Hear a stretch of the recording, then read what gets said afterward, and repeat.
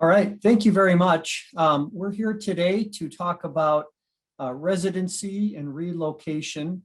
We've affectionately named this presentation Hotel Minnesota for play on Hotel California. You can come anytime you like, but you can never leave. Our hope is that by the end of this presentation, you will realize that that certainly isn't true. There are a number of rules that people need to follow if they decide that they want to change their residency from the state of Minnesota. There's 26 factors that are considered, that need to be considered, and then there's some cases that interpret those factors. Sometimes people have been surprised by those factors and what makes a difference and what doesn't make a difference. And again, what we're hoping to do today is to really go over the factors, talk about which ones are really important, because they're not all ranked the same, and some are definitely much more important than others. And then really just talk about what we do and how we counsel clients with residency and audits. We have counseled hundreds of clients through change of residency, and those clients who have followed our advice have not lost in audit. And because these rules are fairly easy, are fairly straightforward once you understand them, and if you follow them, your audit risk is relatively low. Now, before we jump into the factors, I'm a Minnesota kid, so I do need to talk a little bit about some of the reasons why people might want to stay in Minnesota. My mom makes me do this. So we've got a great park system. We've got a great school system. We've got a great economy. According to U.S. News and World Report, which aggregates rankings based on a whole bunch of different factors, Minnesota is number 2 overall as far as states, only behind the state of Washington. We rank the second highest in the nation in opportunity. And really what that is the combination of affordability, so affordable housing, relatively stable inflation, and then economic opportunity. So, Minnesota really is and can be a good place to live. Another thing is weather. I mean, boy, look at the way it is outside. And then sports franchises. We are the smallest metropolitan area that have all of the major sports. So now we need to talk a little bit about why people might want to leave the state of Minnesota. You'll notice that the last two are the same. Individual income tax, depending on what rankings you're looking at and who it's being done by, Minnesota is either 6th or 7th highest tax burden in the nation. Our corporate taxes are also near the top, and we're one of a few states now, only a few states, that has a separate estate tax. And so in Minnesota, if you die and you have assets and that you own that are in your name, in the state, located in the state, they're going to be subject to Minnesota estate tax.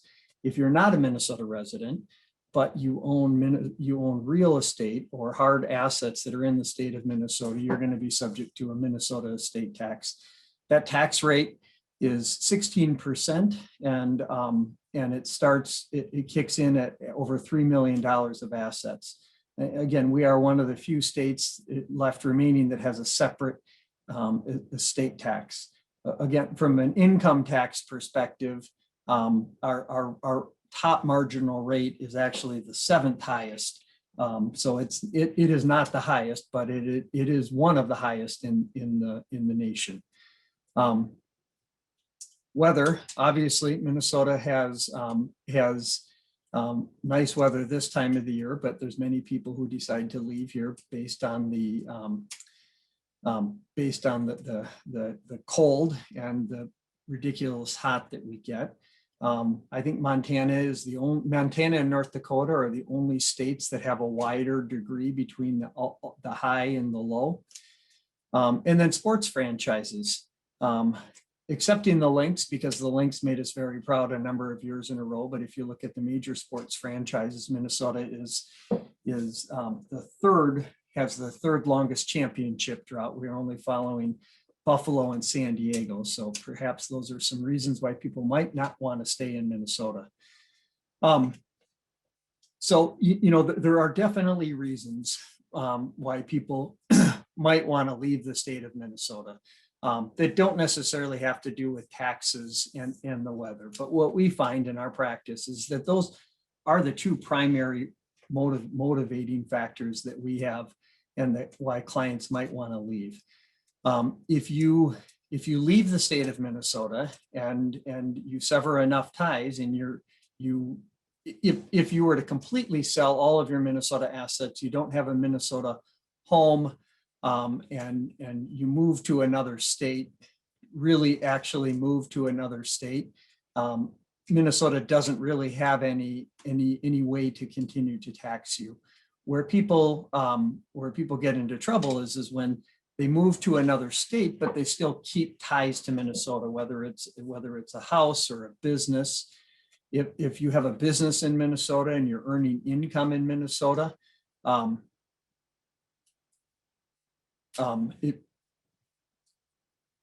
sorry, I just got a comment, and I do want to address this. So we're going to have the speaker up the majority of the time. We have a PowerPoint presentation, and we will be emailing the PowerPoint presentation to everybody afterwards.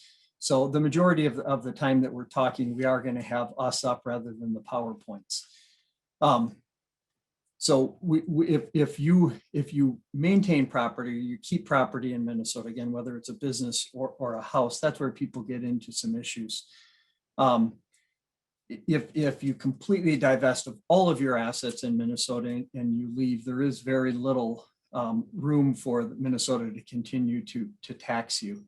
If you have a Minnesota business and you're a non-resident of Minnesota, you are still going to be subject to Minnesota income tax on that business income. If the income is being generated in Minnesota, you're still going to be subject to Minnesota income tax. So I'm going to get into the tests, and there's really two primary different ways that we look at it, and we measure residency. The first is the 183-day rule, the physical presence test, and then the second is the intent test. And I'm going to talk a little bit about the physical presence test, and then we can get into, and then Jim will get into the intent test. So the physical presence test, this is sometimes called the 183-day rule. If you're a resident of another state, you still may be taxed as a Minnesota resident if you are in Minnesota in one calendar year for more than 183 days. And it means that you spend 183 days in Minnesota, and any portion of a day counts. So when we're looking at the days and when we're counting days, for most of our clients, they're going to end up with way more than 365 days because they leave Florida, let's say, and they come to Minnesota. That will be 2 days. There'll be a day in Florida. It will also be a day in Minnesota. And also, if you or your spouse own, rent, or occupy an abode, and abode is defined as a self-contained living unit suitable for year-round use, that has its own cooking and bathing facilities in Minnesota, then you could be subject to this 183-day rule. So this rule is sometimes called the bright line test. I think what's really important is just because you're not in Minnesota for 183 days doesn't mean that you're not a Minnesota resident. Sorry about the double negative there, but it's not you don't have to just be out of Minnesota for 183 days. But if you are in Minnesota for 183 days, you will be taxed as a Minnesota resident. Now, there are, under Minnesota law right now, there are not big exceptions to this. I mean, there's some exceptions for military, there's some exceptions for school. some other states and many other countries during the COVID pandemic passed laws that made exceptions for people who were stuck in the state based on the pandemic, or stuck in a country based on the pandemic. Minnesota isn't one of those states. We didn't pass a law that says that if you're stuck in the state of Minnesota due to the pandemic, you could still be a Minnesota resident.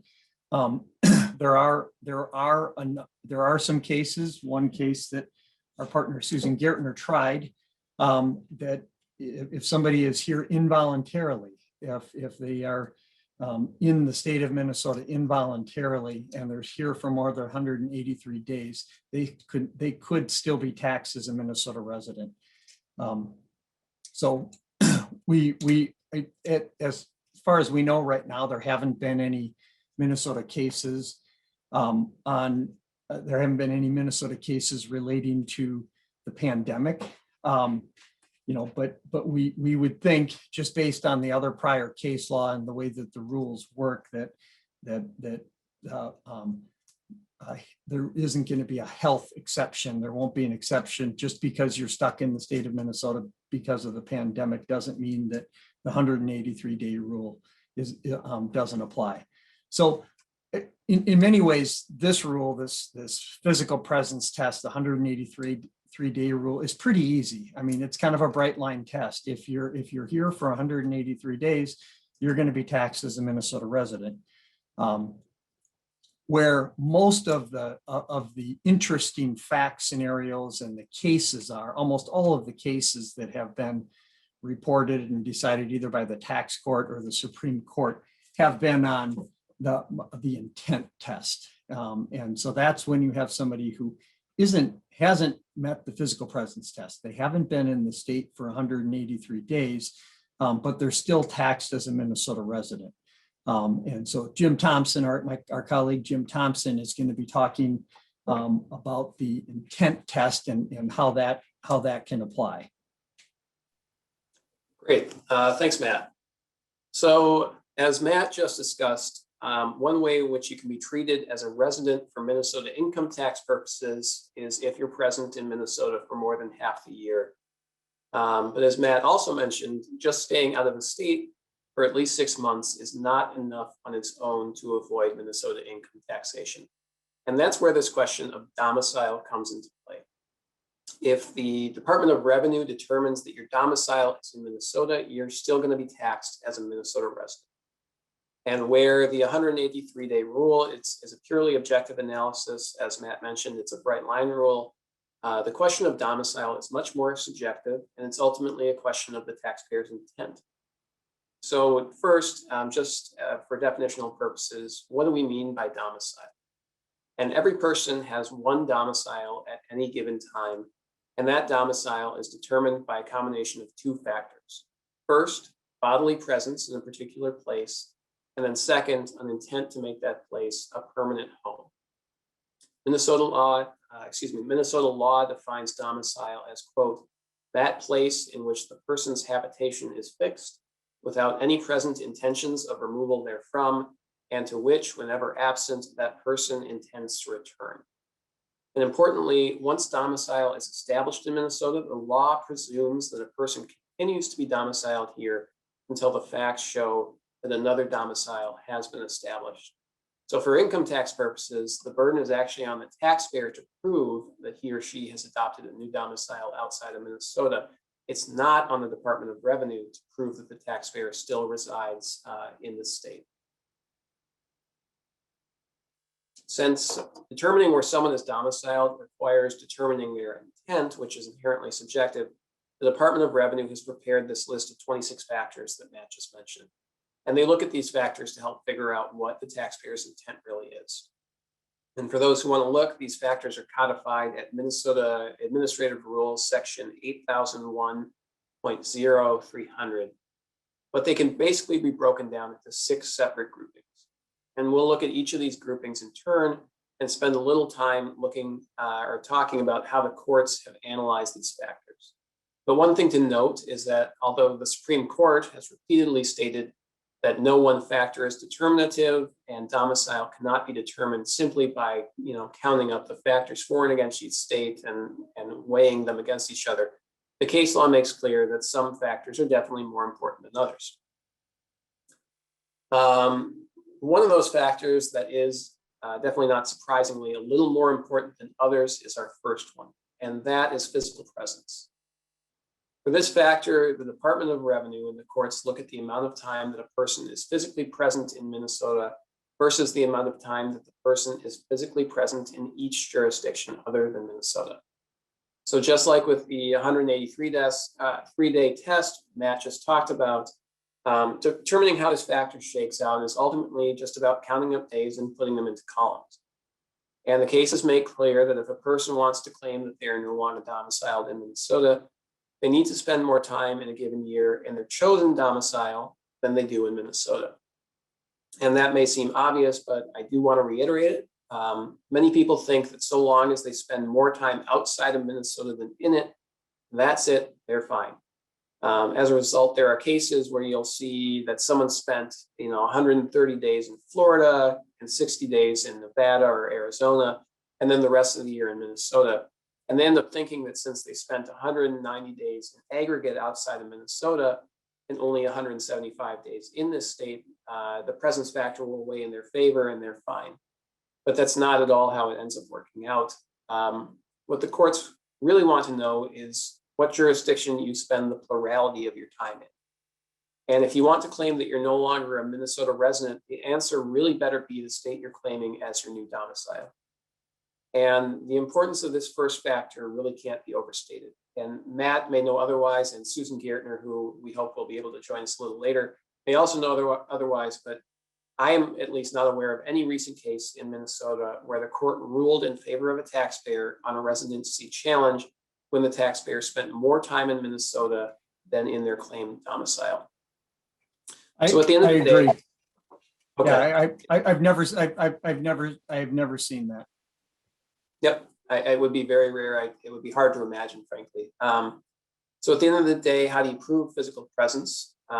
Because you're going to need to, as I mentioned, the burden is on the taxpayer, so you need to have records to back up your claims about your presence.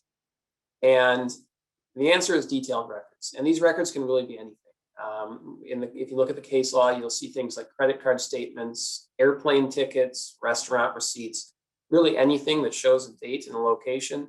But at the end of the day, the gold standard is just to keep a calendar and just mark down on a day-to-day basis where you are and the reason why. And I know for a lot of high-powered adults that may seem a little silly to be keeping a calendar and marking it down, but it really does help tremendously when the burden is on you to kind of refute claims that you haven't moved out of Minnesota. Jim, just let me add, I think one of the really important things with this particular factor, and especially because the burden is on the taxpayer, if you are going to keep records, it's really important that those records that you keep match the sort of hard records that will come to light if there's an audit. So if you're saying I was in Florida until December 26th, and you've got a plane ticket, a flight record that shows that you returned to Minnesota on the 22nd, that can be really, really damaging in an audit. So it really is important that your records, if you're going to keep these records, match the discoverable information in an audit.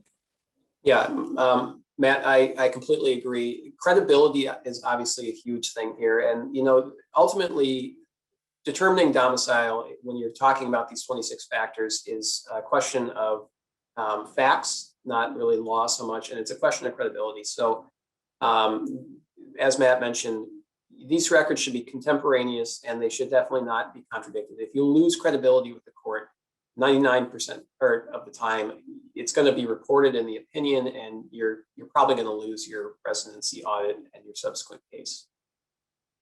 So moving on to the next group of factors, which is family and community connections.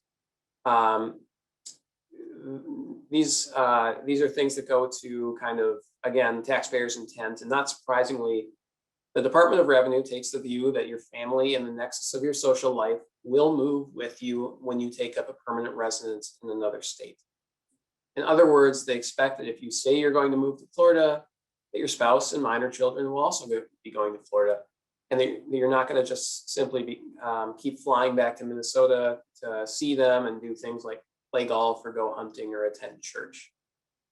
So among this set of factors, the location of your spouse and dependent children can often be the most important. The administrative rules provide a presumption, actually, that if you're married and not legally separated from your spouse, you and your spouse will share the same domicile. It's a rebuttable presumption, but it is the presumption. And likewise, there's a presumption that if you have minor children, those children will also share your domicile. And when the domicile of your kids is an issue, the courts usually focus on where are they going to school.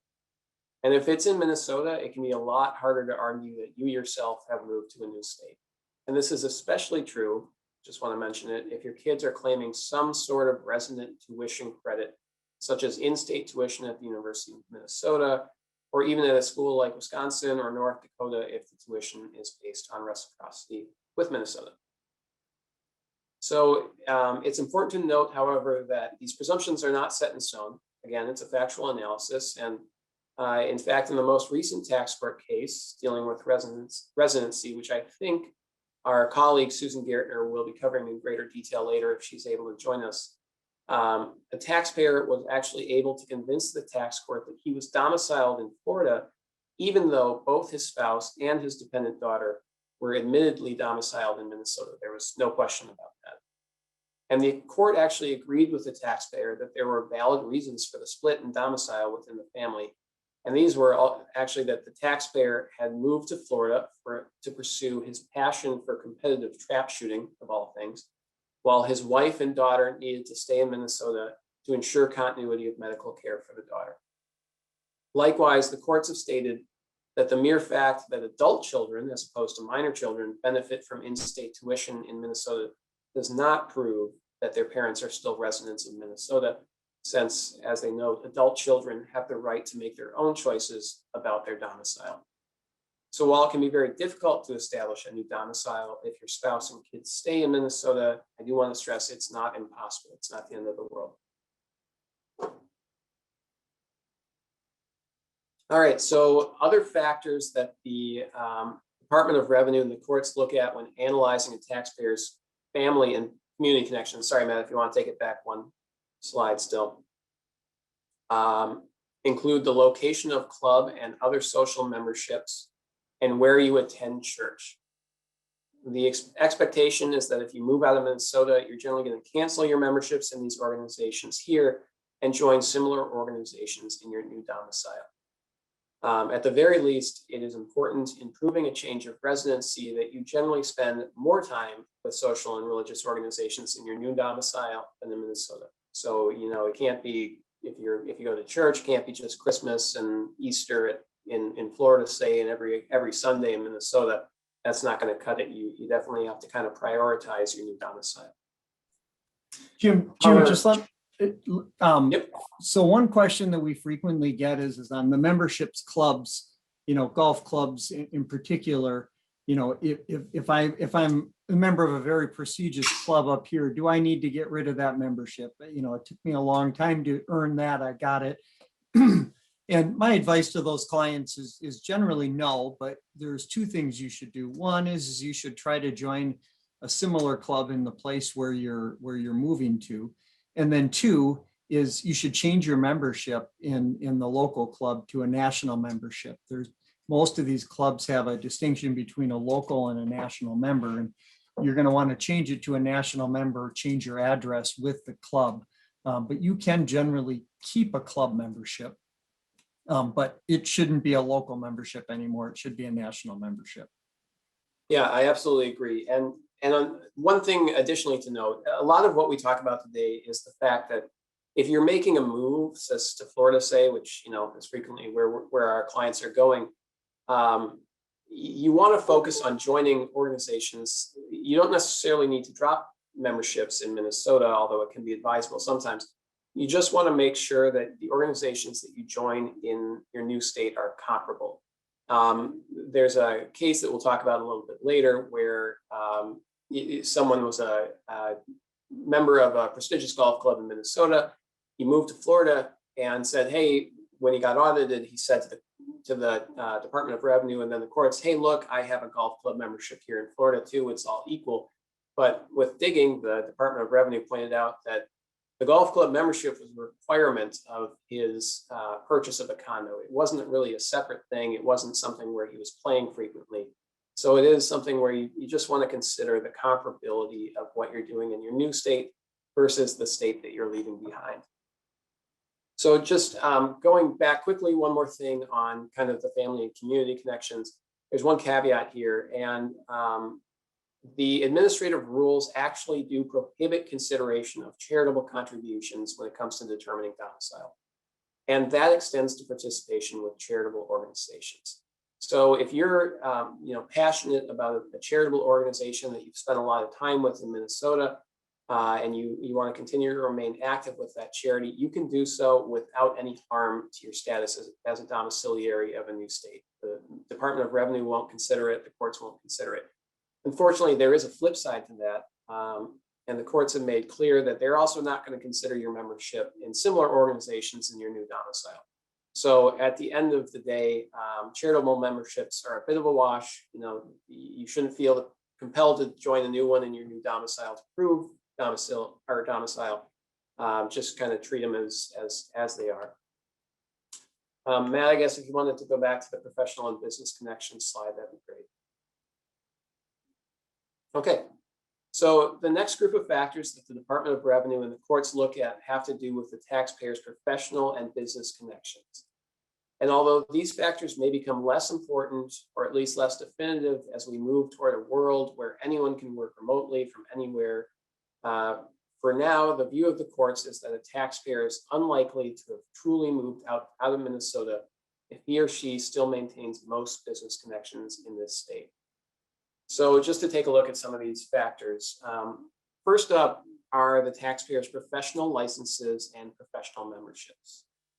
Now, this is fairly self-explanatory, but if you've moved out of Minnesota and you've taken a job in another state, the expectation is that you will update any professional licenses or memberships you may have to reflect your new domicile. So for instance, if you're a doctor moves to Florida, the Department of Revenue and the courts are going to expect that you'll obtain a Florida license to practice medicine, and most likely that you're going to cancel your Minnesota license or at least let it lapse. And likewise, just as another example, if you're a financial planner and you belong to the Minnesota Financial Planners Association, the department's going to look to see if you've joined a similar organization in Florida and whether you've dropped your membership in Minnesota, or again, at least curtailed how often you attend Minnesota events versus how many events you're attending in your new state. In a similar way, if you move out of state to take a new job, the courts pay attention to the nature of the employment. And specifically in this context, they look at whether the job is intended to be an open-ended, permanent job, or whether it's contract-based in some form. And in general, the view of the tax court is that an open-ended job is more indicative of an intention to permanently move to a new domicile than a job that is only for a fixed period of time, which makes some sense. On this point, note that the tax court has taken a fairly aggressive, in my opinion, definition of what's indicative of a temporary move for when it comes to contract-based employment. They've even said that in the cases that a contract that lasts for 5 years, which is a fairly lengthy employment contract, still is more indicative of a temporary move than a permanent move to a new domicile. And next up are your business relationships. And this category can actually trip people up a bit because it really goes beyond the typical business relationship that we think of, which is, who do you work with on a business to business level? And while these relationships are obviously important, and they're definitely considered by the Department of Revenue, for domicile purposes, the department will also look at your personal business relationships. And this means things like, if you buy a new car, where did you buy it? Did you buy it in Minnesota from a Minnesota dealer, or was it in your new state? And when you put insurance on the car, did you work with an insurance agent in Minnesota, or did you hire an insurance agent in the new state where you now live? And it's very important to be consistent with these things.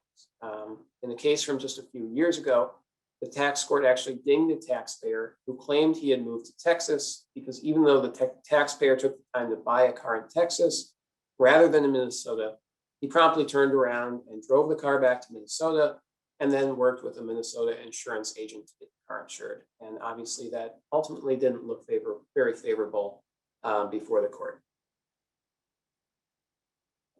Okay, so another business relationship that the authorities look at carefully is your banking relationship.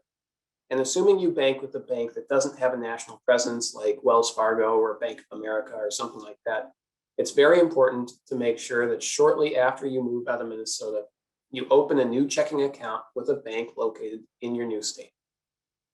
And this is, in fact, one of the first things we often recommend clients do upon moving out of Minnesota. It's a simple task. It's something you can complete pretty much the same day that you make your move. But again, as with all of the factors we're discussing today, merely checking the box on opening a new checking account is not enough. And if you open a checking account in a new state, the Department of Revenue and the courts are going to look to see if you're using it as your main checking account or if you still continue to bank heavily with your Minnesota bank. And a classic example of this comes from what's commonly referred to as the Maurer case, which involved Joe Mauer's cousin, Ken Maurer, who's an NBA basketball referee. And Ken moved to Florida and opened a new checking account actually the same day that he moved to Florida. So the kind of advice that we frequently give clients. But then when his residency audit occurred, it emerged that he was writing nearly 7 times as many checks from his Minnesota account as from his Florida account. And not surprisingly, when push came to shove, that didn't look like it really weighed in favor of Florida domicile for Ken versus a Minnesota domicile. And finally, for purposes of your business relationships, even your health is considered a business matter. So the tax court will look to see if, when you moved out of state, you establish new relationships with your primary care physicians and dentists. And failure to do so, especially if you see your health care providers frequently, and again, make it look unlikely that you've moved out of Minnesota. And this can be rebutted with a convincing explanation like you're working with the Mayo Clinic and it's something that only they have expertise on. But for run-of-the-mill, annual cleanings at the dentist, if you're not picking a new dentist in your new state, that's not a favorable factor. And then just one last comment for this section, and then we'll move on. I do want to note that the Department of Revenue no longer considers the location of your attorney or your financial advisors when they're looking at your business connections. These used to be something that they looked at. I think they dropped it a few years ago. So you are free to maintain these relationships that you've developed in Minnesota, even after you've moved out of state. And just to add, CPAs are on that list as well they're not considered when determining whether you're a resident or not. Yep. Thanks, Matt. All right. So next, within the next grouping, we're going to turn to is the question of housing and property ownership as it pertains to domicile. And naturally enough, the Department of Revenue and the courts think that your living quarters say a lot about where you intend to reside for the long term. So when you're thinking of moving out of Minnesota, it's really important to take the time to carefully consider what your real estate says about you and what you want it to say. And first off, let's look at the new home in the new domicile. In general, if you're moving out of Minnesota permanently, the authorities here assume that you'll want your new primary residence to be at least as nice as the residence you're leaving behind. And while a nice home obviously can mean many things to many people, as a rule of thumb, this means that your new home should generally be approximately as expensive as the one you're leaving behind. And it also means that you'll likely want to furnish it at least as well as the home you had in Minnesota, that you're going to plan to take most of your clothes and other personal belongings with you, although perhaps if you're going to Florida or Arizona, you can leave your parkas and stuff in Minnesota. And then certainly that you're going to take critical items like your important family and tax records, your valuables, and family keepsakes. And if you don't do these things, this is really going to raise a big red flag with the Department of Revenue and the tax court. It's frequently mentioned in tax court opinions. And among these, the tax court has made note of the fact that the taxpayers said they were moving out of Minnesota, but failed to furnish their new home with more than the bare minimum of stuff. And then they left their keepsakes, their toys like their ATVs and their boats and so forth, and their family records behind. And in this case, a big category that's looked at is cars.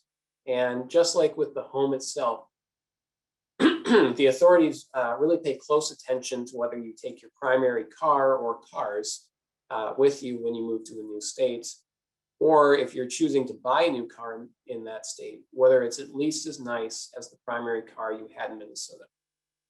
So the good news here is if you're moving out of state, there's an easy excuse from an income tax perspective to say that you need to splurge on a nice new car when you make your move. And then next up, the Department of Revenue looks at whether you choose to own or lease your new home.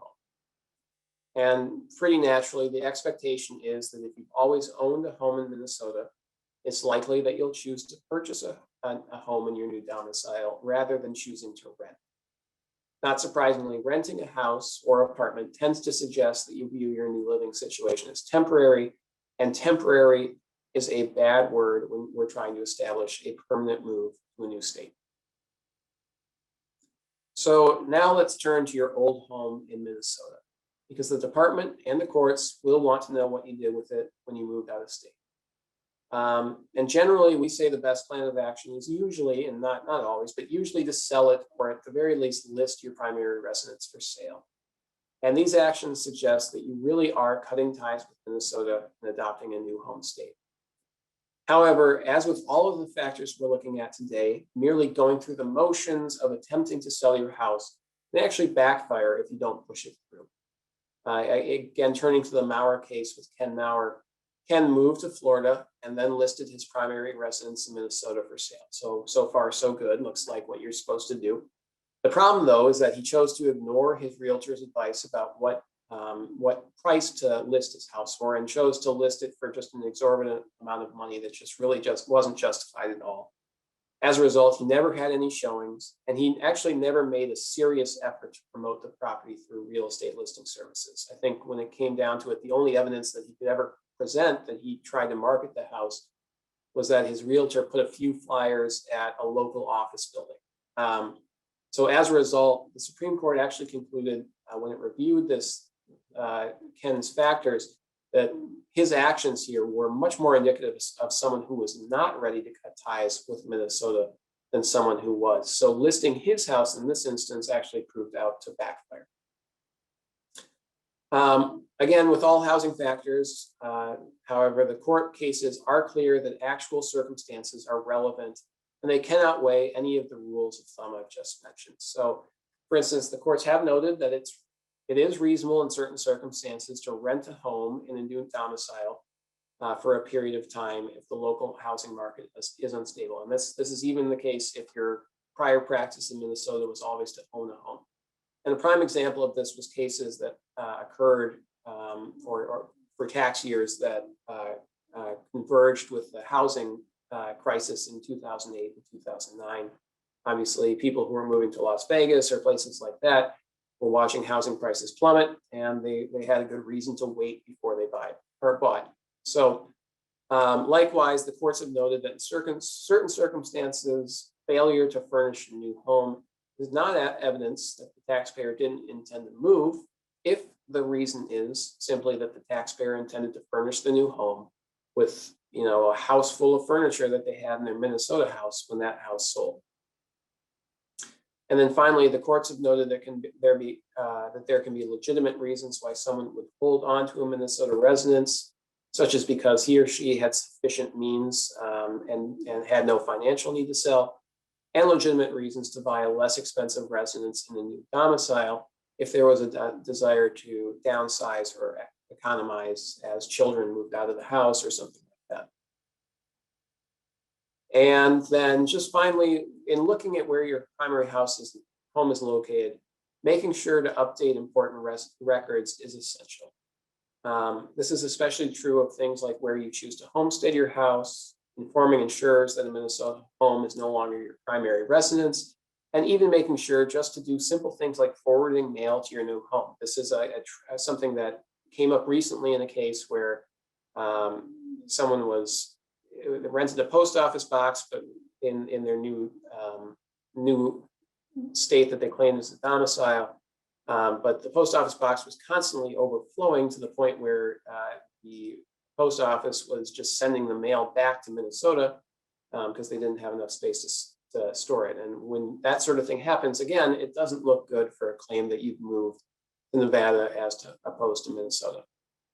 So again, these little things like just changing your address and on important records, they're easy to forget, but they can really trip up an otherwise successful residency audit.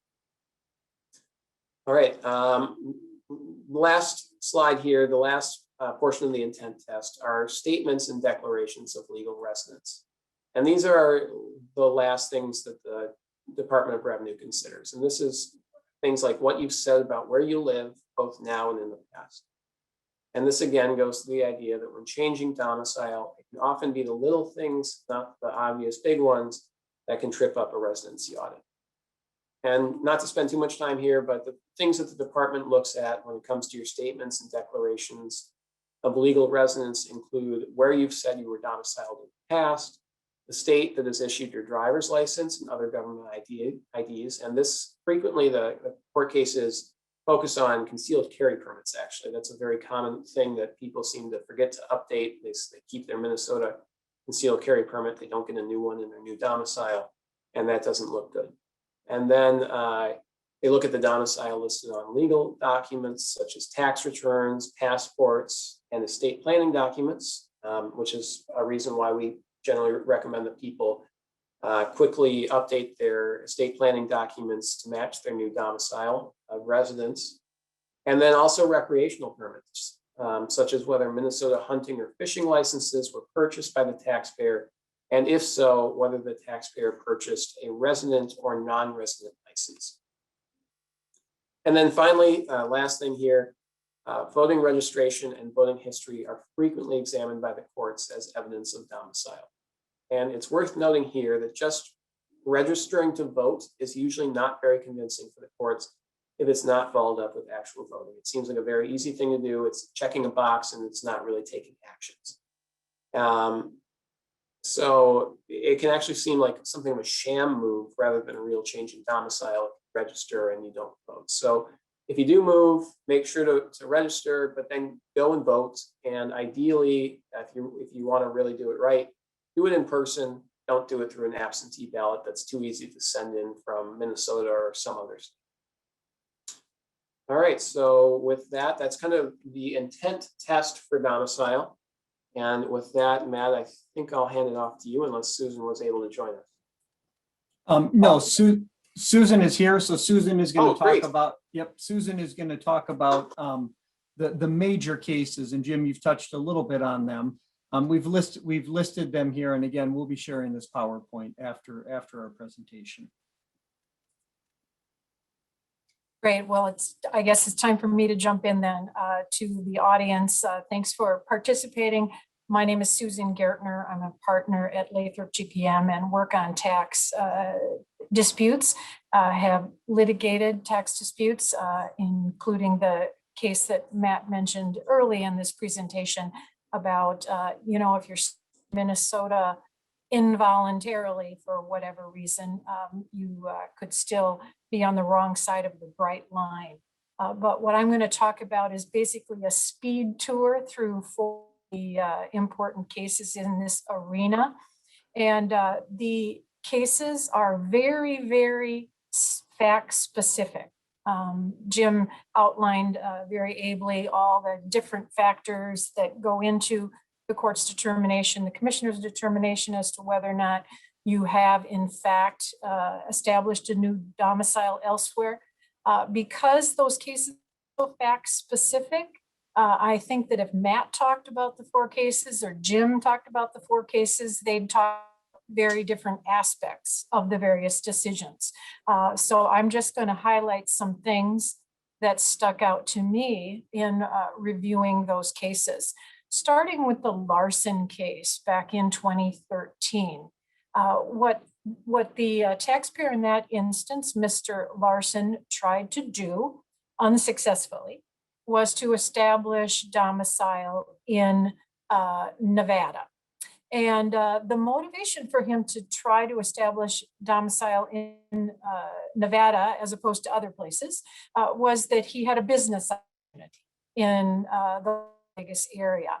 And so he went out to Las Vegas. He did find a place to live. He made some other connections with the community. But at the end of the day, the move to Nevada didn't work out. The business opportunity didn't work out. And so he came back to Minnesota. Later on, then, of course, when those years where he claimed that he was domiciled in Nevada, the court looked at what happened after he came back to Minnesota from Nevada, and that was very significant. There was an argument made that the only thing that's relevant happened in those tax years in dispute. What the Larson case said is, no, we're going to look beyond that to what you did, what your activities were after the taxpayer's years in question. And so that was significant. This taxpayer got tripped up because he owned more property in Minnesota than he did in Nevada. He spent more time in Minnesota than Nevada. And that's a very important factor. He had more registered vehicles in Minnesota. He maintained bank accounts and mail delivery in Minnesota. And then very critically, he had no family living in Nevada. His sons, his parents, various other close family members were all still back in Minnesota. And so the court decided that they questioned the sincerity of the taxpayer's announced intention to be a resident of Nevada. And they decided that, in fact, he was a resident of Minnesota in those tax years.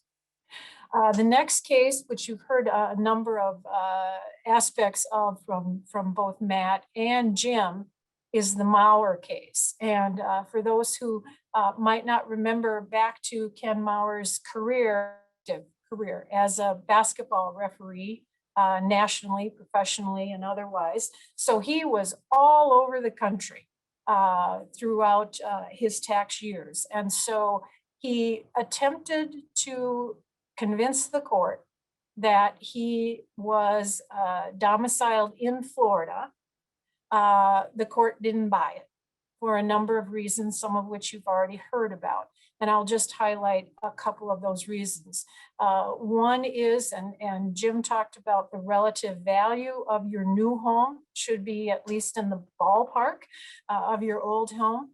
And in that instance, Maurer bought a townhome worth $235,000 in the Fort Myers area, whereas he left behind a home in Afton, Minnesota that was worth many multiples of that. And so that was problematic, along with all kinds of other steps that Mr. Maurer did take or didn't take to try to establish domicile in Florida. But I think more fundamentally than anything else, Mr. Maurer had a credibility problem with the Department of Revenue and all. Just before he headed to Florida to try to establish his residency there, he was convicted of tax fraud as part of a broader look at referees nationally. And so he was convicted, and the day after he was released from home confinement, he headed to Florida. He was not happy with Minnesota and wanted to try to establish residency in Florida. But again, he did have a bit of a credibility problem with the tax folks. And so he was decided he wasn't a resident of Florida. That case was interesting in that it was not without dissent that Mr. Maurer's activities were found not to pass muster in terms of changing his residency. Justice Barry Anderson concluded that taxpayers in Minnesota enter the domicile swamp at their own peril, which I think is another way to describe what the title of our seminar today is. And, you know, Hotel Minnesota, you can check out but never leave. So I think that this is the Florida analogy to the difficulty. And what Justice Anderson points out in his dissent is a number of different aspects of Mr. Mauer's attempt to successfully become a resident of Florida that weighed in his favor, because there were some that worked for him, some that didn't, some that were neutral. And so ultimately, Justice Anderson didn't think that the court was viewing the relative factors appropriately, and left us with that great metaphor. Moving on to the Zavadil case. The Zavadil case has a fairly complicated set of facts, like many of them are, when you have high net worth individuals trying to establish domicile elsewhere. In that instance, the taxpayers had founded businesses in Minnesota, successful businesses. As they got older, they wanted to disengage from the business to some extent, active management. They sold the business to a employee stock ownership plan and started the process of trying to establish domicile elsewhere. The ultimate conclusion of the court, again, had credibility issues with the court.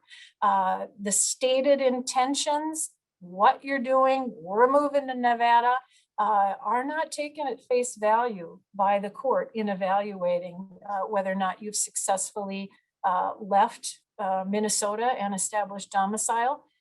One of the issues in the Zavadil court decision that was very significant is that even though they had stepped away from the businesses for a time, they were still actively involved in running the business. In fact, their fortunes, it was described, were much tied, inextricably linked to the company's progress, prosperity. And so their active involvement was significant to the court. Significantly, after leaving the businesses, they established a limited partnership and another entity that they used for property development, property management, property purchases. And in that instance, they ended up going to the court. Ultimately, we've moved to Nevada. See, we don't own any property in Minnesota. But unfortunately for the taxpayer, the court took very strong notice of the fact that all that property was held actually in these new entities that had been created. And as the court concluded, they treated the property as their own, whatever it said on the deeds. And so I, with all due, the taxpayer kind of call this the too cute by half decision, is doing things on paper that don't reflect the reality of the taxpayer's use of the property is not going to get you very far. Last thing I'll say about the Zavadil case, because again, this is not uncommon in the court's view. They felt it significant that the Zavadils had a strong sense of family, and their family was here. Not only their children, but also their extended family, and that they repeatedly came back to Minnesota to spend time with the kids. Last case I'm going to talk briefly about is the Zauer case. I may be mispronouncing that taxpayer's name. That is significant for a couple of reasons. One, which has been already mentioned, and that is that it's significant because the taxpayer won that one. We don't see all that often when it gets that far to the tax court. And in the other reason that this case is significant is because, as has been mentioned before, somewhat unusual that the court decided that one of the two spouses could successfully establish residency in a different state while the other spouse remained a resident of Minnesota. So it can be done. There certainly were unique circumstances in that case involving a disabled daughter who both the mom and dad thought it was very important that that now adult daughter stay in Minnesota. Mom needed to be there to help with that services and that kind of thing. And they wanted their daughter to maintain a life in Minnesota, a better place for her to be when mom and dad die. And so that was a fairly unique, if not unique, circumstance that is somewhat unusual. And then the other aspect of that case was the taxpayer that successfully established a domicile in Florida was a absolute passionate trap shooter. It was his hobby and it was very consuming.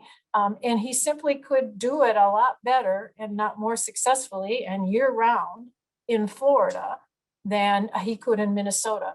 So for that reason, along with many others, the court found essentially that this individual truly put his focus, the center of his life, now in Florida. And the last thing I'll say about that case is never underestimate the importance of candor, because every aspect of the Minnesota situation, the Florida situation lined up in terms of what the taxpayers said, what the taxpayers said they did, what they said they didn't do, their reasons, their motivations, it all checked out, if you will, in terms of external resources. And the court ultimately believed that when this taxpayer said, I'm moving to Florida, I'm going to be a Florida resident, even though my wife will continue to be a Minnesota resident, because of the sense of the court that he was being candid. That was very critical. Well, thank you very much for that, Susan. Those cases are really fascinating. We are we are out of time. Really appreciate everybody's attending the seminar. As I mentioned, we will be sending out copies of the PowerPoint presentation to all those that attended. We've recorded the session, so if people have, if people would like to view it again, that will be available. There were a couple of questions that were submitted throughout the seminar. I think we've addressed most of them. I think the one thing that I would like to leave you with is we're really talking about a lot of different things here. But if people really truly intend to leave the state of Minnesota, move their nexus of life to the other state, this really isn't all that complicated. And probably the best way to check the box is to spend significantly more time in the other state than you're spending in Minnesota. Like Jim mentioned, there aren't cases and there's not fact patterns out there where people have spent significantly more time in the other state than they have Minnesota and still been considered to be Minnesota residents. So again, thank you very much for your attendance. We really appreciate that. If you have any additional questions or things, please feel free to follow up with any of us.